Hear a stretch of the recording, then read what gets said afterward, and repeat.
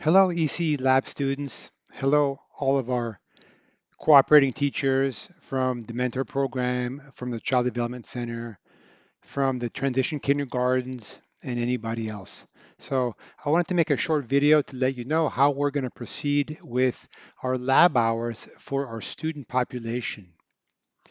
We'll be sending out briefly this letter to you talking about adjustments to the lab components for the hours.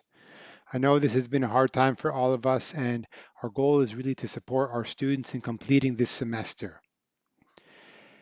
EC7 students have 54 hours to complete, EC10 students have over 108 hours to complete, and most of those are done, at least half generally.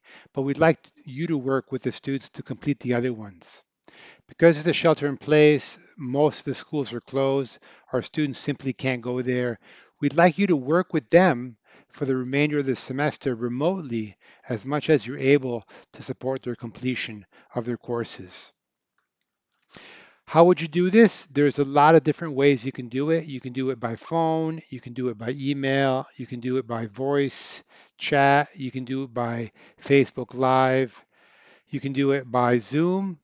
Basically, we're asking you to keep in contact between the students and the teachers. So for EC10 that I'm teaching, students have implemented some mini lessons, but now they could implement other curriculum maybe that you're doing with your students with the take home, with the family packets. For EC7, again, students have to keep in touch with you so you can mentor them through this process as much as possible.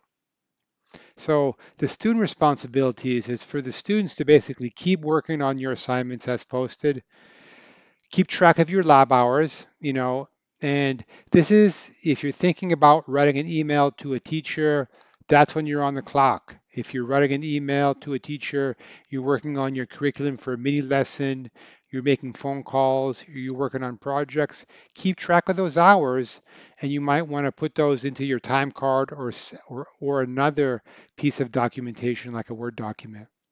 And then send that to your cooperating teachers. They'll look at that, they'll approve it, and they're going to forward that to Courtney. Courtney Wilkinson's our field placement coordinator. She's going to be tracking these virtual lab hours for us. Okay, so students, stay in touch with your cooperating teachers, ask them questions, work on them, find out how you can support them through this process as well and their classrooms. So for cooperating teachers, we're just hoping students can meet those course learning outcomes in EC10 and EC7, basically stay engaged, maintain the contact with your students as much as possible. Uh, Once you have got some contact with your students, you can send an email to Courtney Wilkinson at ecefpc@redwoods.edu to keep a running list.